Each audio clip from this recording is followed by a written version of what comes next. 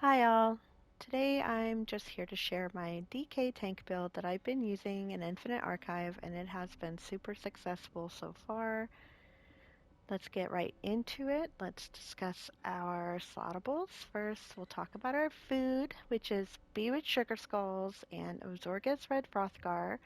You can get Ozorga's Red Frothgar recipe from Rothgar through the questline. I don't quite remember exactly where, but it's probably very easily Googled. You're going to want to use the red Frothgar when you are struggling more with your recovery, your magical recovery later on in the higher arcs. I usually get the first 3 arcs or so down using just the sugar skulls. They're a little cheaper to make. Let's see, there's the Essence of Health, which gives health, fortitude, magicka, intellect, stamina, and endurance. That's um, the one I use the most, especially during the beginning of the archive, because I'm not really struggling as much with my resources later on because I'm switched to the Frothgar. This one is one that I use later, and it is health and fortitude, and it gives you spell and physical resistances by quite a bit for the 47 seconds if you've got medicinal use in your alchemy skill line. Then I have Essence of Immovability, which is, it really comes in clutch when I'm doing an emergency res, and it prevents me from being pushed around by, by different mechanics and bodies pushing on me, because it prevents the knockback, and it also gives health, fortitude, magicka, and intellect. There are different versions of all of these potions. Like this one, for instance, you can do instead of magicka, you can do stamina. I think one of them will even give you speed, things like that. And I try to keep the mystery verses on me because when you get into the higher arcs, it really does come in handy to have an extra one. Sometimes you get a really good one, and sometimes you just get absolute trash, but that's just RNG for you. So we'll talk about our gear. We've got the Master's Dagger because I have not been lucky enough to get the perfected one yet. But we've got Master's Dagger and Shield on the front bar. Then on the back bar, I use Ice Staff of Drake's Rush in Infused. Here's the Crusher Enchantment. And for this one, you're pretty much going to want to start off with a bash, pretty much on any enemy in the start of a fight, because it gives you and your group major heroism for 12 seconds, which is a huge ultimate collection. It's amazing. Like I am just constantly casting ulti in there. It's crazy. I use Lord Warden in here because I just feel safer with it. There are so many more options as far as your monster set, but I personally just like Lord Warden. Then there is Pearlescent because I don't have Perfected yet, sad day. But we've got the regular Pearlescent, and I keep this on. And the reason that I use this one in here, it has everything to do with the 5 piece. So the Pearlescent Ward increases weapon and spell damage by 180 based on the number of group members that are alive. So if everyone in your group member is alive, you're going to have the maximum amount of that. Then there's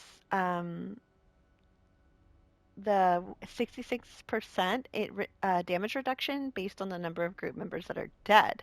So if your group members are dead, so say I'm the only one alive and my group member dies, I'm getting the maximum amount of damage reduction there. So that's wonderful. Then everything is just the same. I'll show you my traits and my enchants on these really quickly. Divines on the body with the multi-effect from, I believe you pronounce it Hockey Joe, and that's in case I missed those earlier. Really simple there, really, really easy build there. So then there's going to be the champion points. You can do your green pretty much however you want. I like to have the movement speed in there just to get from point A to point B a little faster. That's just me though. And then, of course, you want your food and your um, poison or potion to last. Then in the blue tree, we are going to use Ironclad, Enduring Resolve, Bulwark, and Duelist Rebuff. So this one is just obvious. I mean, it's obvious. You want the physical resistance and spell resistance, and you always have a shield or a frost staff equipped, so it's pretty basic there. Now, the red tree, there are a few options you can do here. So personally, I have this one because I want to resurrect my partner if they die. And it's such a huge help in there, especially if, say, they die, a Marauder spawns in the fifth or sixth arc and you don't see it, which can happen, and they just get one shot and you need to bring them up really quickly. So it comes in clutch. We like this one. Then there's this one, my damage shields, and we'll get to that in a minute when we get to skills. I have a lot of damage shields. So I like to have that one ready to go. And then, fortified for the armor and boundless vitality for the maximum health.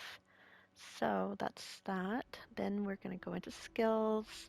So on the front bar, we have Pierce Armor, which with your Master's set, it gives you a nice little heal when you're using that. So that's going to be on your front bar. Then Unrelenting Grip, which is great. It's also a really nice, I mean, I say nice. It's a decent little DPS because it's free if it can no longer be chained. Just make sure to read the tooltip on the skill.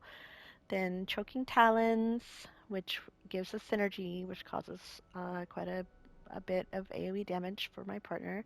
And then there's Igneous Shield, Green Dragon Blood, which is a heal.